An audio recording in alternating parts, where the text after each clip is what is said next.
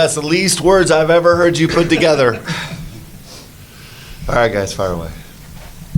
How's the overall health of some of the guys that were banged up? It's better than it was a few days ago for sure, and it's everybody in the league is going to deal with the same thing, and certainly we are too.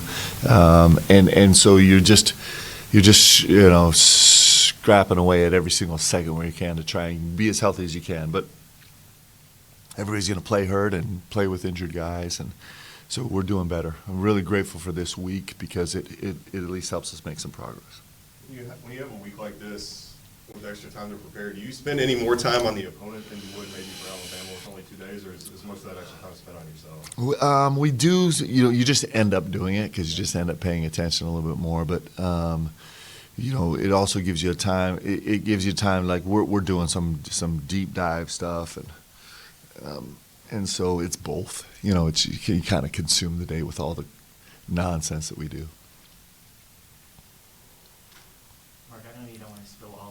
When it comes to fouling and in the way that you guys are trying to prevent that in the free throw disparity, but just in terms of what that process has looked like this week, has it been film review, implementation, and just how do you feel like your players are kind of moving in that process of getting that free throw line a bit more balanced in your favor? It's all of the above, really. Kind of really deep dives into what the numbers are telling us and what the correlation is with winning. There's some numbers that are concerning to us. Clearly the free throw rate is a real problem for us right now. 2-point field goal percentage is a real problem for us. Rim shot percentage is a real problem for us. Rim shot selection is actually pretty good for us, but it's offset because we're fouling, right? And so you have those numbers of base, and then it's figuring out how to do it a little bit better, and so certainly our guys' focus will be good, and it'll be this is not, you don't wave a magic wand and all of a sudden fix some of this, but we're going to make progress. We'll make progress throughout the season, and we're excited about it. I think we feel like we have some pretty clear spaces to attack right now, some really clear, specific words that we're using and themes that we're chasing, and I think we'll get better. Our guys have done that. Our guys are pretty good at getting better, and they're good at it. How would you evaluate Amari's, ability as a scorer so far this season, and how can this maybe newfound use of his physicality that you've talked about, how can that maybe help him in different areas? I think he's been a difference maker for us in so many ways. He's come up with really big, timely buckets, really big, timely N1s. Clearly his ability to kind of be a decision maker has been really good, and it's been getting better with some setbacks here and there. But he's an incredibly physical player. He's gotten better and better on the glass. His defensive rebound percentage has been elite all year long. It's really incredible. And he's finding ways to move more bodies right now. So, all of that's incredibly important. And us being more diligent. He's actually not one of our top rim fouling guys, but his ability to kind of take up space and demand space is really important. What we're trying to do. Mark, how's the ball screen defense? How would you grade that over the last several weeks? And also, what's kind of your overall philosophy with that in terms of drop coverage, hedging, blitzing, things like that? Is that personnel dependent, opponent dependent, things like that? It's better than it was against Ohio State, so that's positive.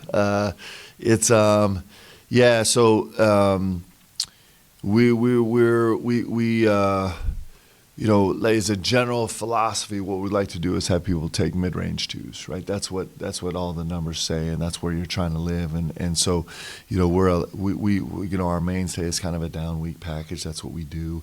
We'll have a bunch of V-back switching in there and some predetermined switching, and we'll punch some blitzes in, and from time to time. Depending on if it's a so a lot of times there's a horn set that's not attacking, where we'll just be a handle by ourselves that'll be really scout dependent, and sometimes we'll pre-switch things or try and switch the switch after the fact, and So there's just so many ways that you're trying to kind of manage ball screens, and then trying to do it like in live play as situations arise. Sometimes is like that's the beautiful challenge, right? Can you do it without a timeout? Can you make an adjustment on the fly? Can you do it personnel wise? So it's a major component of the game. It's something that everybody wrestles with and everybody's trying to get better at. For example, you could be in the bottom 40% in the country at guarding a pick and roll ball handler in terms of his points per possession, but your volume could be really high. And since it's a low efficiency, you could be at the bottom 40 of the country, but with a really high volume. But since it's a low efficiency play type, your overall defense could actually be way more efficient, even though in that, because you're forcing people to kind of do something that's less efficient, even though they're doing it a lot and they're doing it a little more efficient than they do it against other teams. As a whole, it affects your defense in a real way. And so it's all the sliding scale stuff, right? So it keeps the game interesting. It's really fun, and we enjoy playing with it. Mark, you're playing a Vanderbilt team that's got 11 players, I think, from the transfer portal, and they've obviously had success. You've got a whole new team. You've had a lot of success. Louisville up the road, whole new team. They're having success. I think the consensus in the past was you can't do that. You can't start over with a whole new team and have success. Why do you think it's changed this year, or is it specific to your three teams, or is there anything behind that? Well, I think it's like everything. We probably have some availability bias and some recency bias, right? I think I don't know. I do think there are 9 teams maybe that have 0 returning minutes. There's 9 or 10 or 8, something like that. I actually haven't been tracking all those teams, but it'd be an interesting study. It's pretty easy to do. Just jump to Ken Palm and jump to those 9 teams at the bottom list with 0%, and to kind of look and see what their success rate is. I don't know. I haven't jumped into a deep study on that, but I do think that it's something that everybody is going to pay more and more attention about a full roster reconstruction, because even with good teams, you'll have turnover, and on any given year certainly in the current environment, you could end up with a full rebuild, and it comes with all the challenges and possibilities that we can imagine, and so that part is just interesting. So I don't know. Certainly, Vandy's done an unbelievable job. What an unbelievable job that staff has done on constructing this team and putting together pieces that fit and having guys fully buy in, and they're playing incredibly hard, and they have some real joy and moxie and toughness in their game, and as a full reconstruct, that's really impressive. Along those lines, obviously, I'm sure you don't want to start from scratch every single season. How much conscious energy do you and your coaching staff spend on recruiting the guys you have that could maybe come back next season, or is that just kind of a natural offshoot of the program you want to build? I would hope that's a natural offshoot. Is what I would hope. I would hope that continuity matters also, right? I mean, it all matters. And I think continuity gives you an opportunity to kind of push a little farther down the road, to go a little deeper with how you play and what you do, and have a little bit longer frame of reference, and so I love coaching guys multiple years. You get to really explore some space. But hopefully that is a natural consequence of running the program great. There's just there's just so many anomalies, right? It's just like if you think about why someone chooses a school or chooses to stay at a school or chooses to leave a school, there are 10 million different reasons that could all be in play. And so it's more of like just a kind of a trend and a vibe and an overall thing. It's the one beautiful thing about this game is you have really small rosters and you're dealing with really unique individuals, and so every story is different. That's what makes it fun, actually. But yes, I think retention is a win. If you have guys that feel the program and want to stay and want to grow, I think that's a real win. And but everybody's kind of working on their own criteria. I think their tallest player is only 6'9". That obviously lets them play small really quick. What are the challenges to just playing against a team that plays small? Well, they start with 5 guys on the floor that really shoot it, and they're really, really mobile. And so they force you to guard a lot of space. So all those challenges come with it, but they're also really physical on the glass. I mean, one of the top rebounders in the league is their undersized starting center, right? 99 is he's an unbelievable. He's a second hit guy. So a lot of times, you have that first impact of hit on the glass offensively or defensively, and then it's a race to the ball.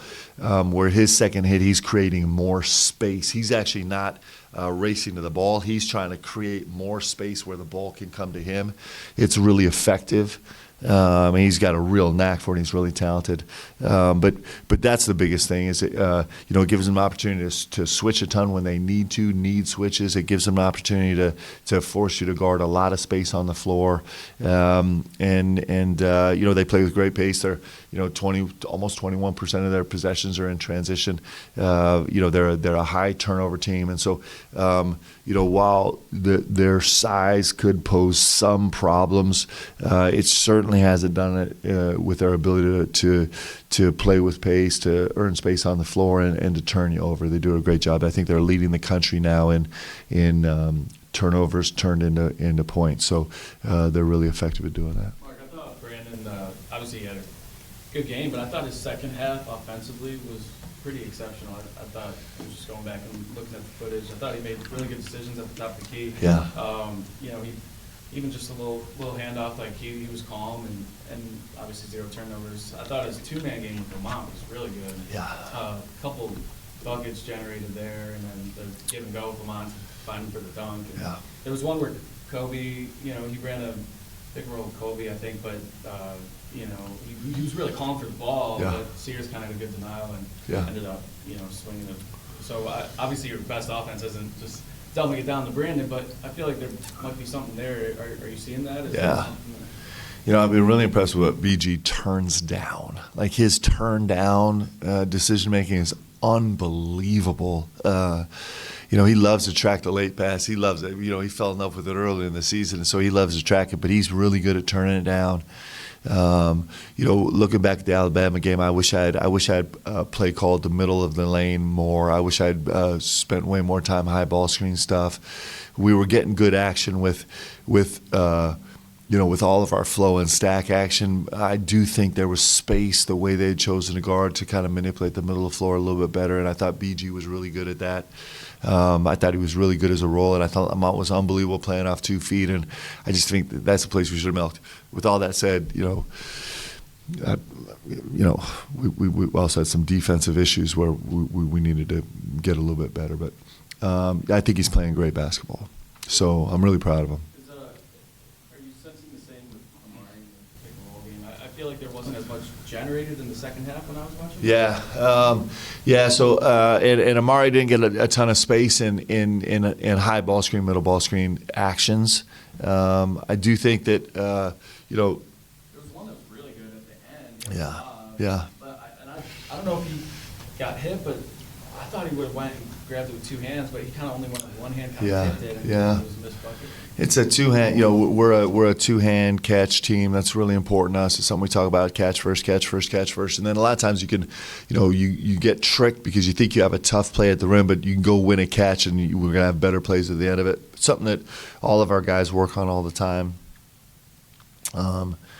And so, those 2 guys in tandem, man, they really, I think, I don't know if we're 1 or 2, but, we're the first or second best offensive team in the country, and those guys carry a major load for us on the offensive end.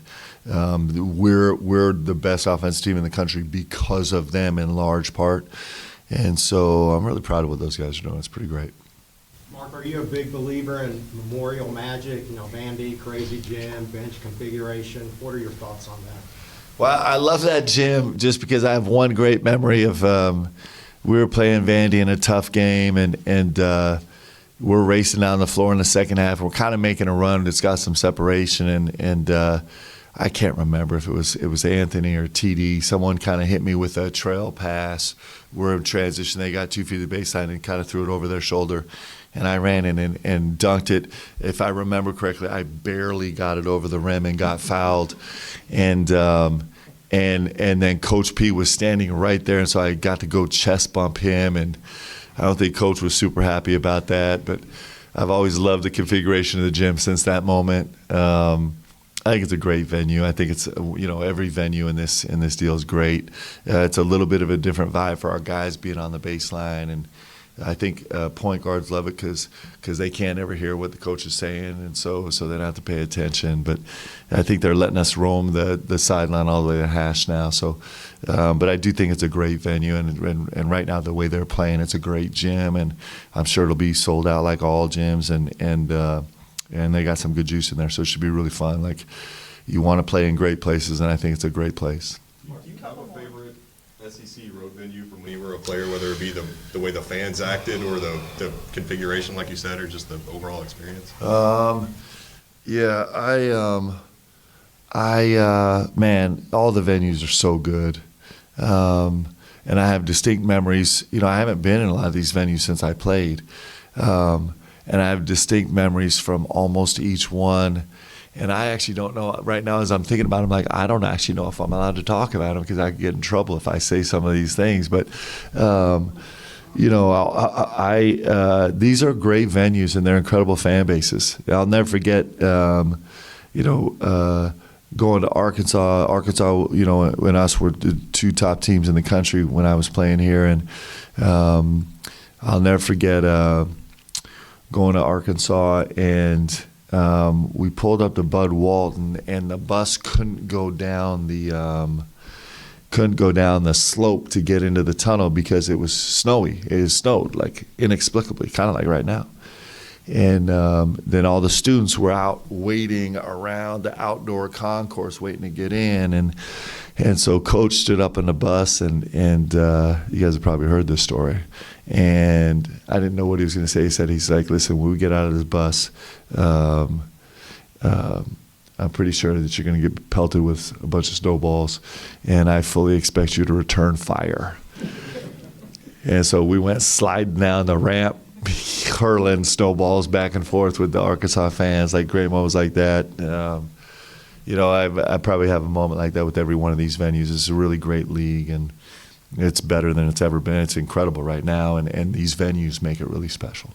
Mark, going back to Brandon, the fact, I know he's still work in progress shooting threes, but the guy who didn't shoot any last year to be comfortable enough to let him fly, hit a couple, just what's that say about the progress he's made so quickly in your system? Ton of credit to him, ton of credit to Mikael McLean, who's working with him every day, and he's going to be a big time shooter. Like, I'm telling you, it's in his future. Like, I think we felt that way since the summer. He's got a poise and a presentness about him, fearlessness about him when he shoots the ball, and he's got really terrific touch, and he gets great rotation. His balance, he's patient enough to make sure that his balance is solid every single time. He's got all the ingredients of. You see guys a lot. I've seen these guys a ton that are kind of in this big space that just it hasn't been a part of their game, but they're like built to do it.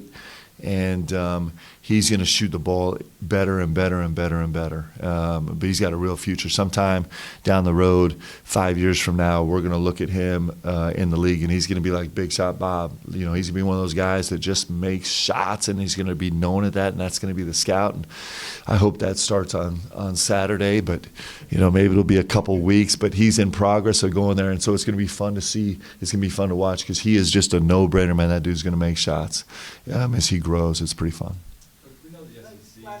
We know the SEC is going to be tough on the road this year, but how do you feel like your guys have handled, that Kentucky effect of walking in and everybody being on them, and just putting that aside and focusing on what's the task at hand? Well, I think the guys know it better now, right? They know it, and And it's like an added bonus. It's like when you come to Kentucky, you know there's so many great things, and then every day there's something else great that you get from coming here. It's really true. It's true as coach and coaching staff also. It just gets better and better every day, right? And so I think our guys, that's one of the things we're like, wow, I knew this would be great, but this is incredible. This is so great. And so I think our guys right now they just can't wait to get back out on the road and go experience another insane environment and find a way to win. I think I think that group's built this way where we really love it, and it's a gift. It's one of the gifts about being able to play here is that it doesn't matter where you go. It's like the greatest environment ever, and that's what you want. So we're really blessed to have it. Thanks, guys. Have a great one. Big shot, Bob.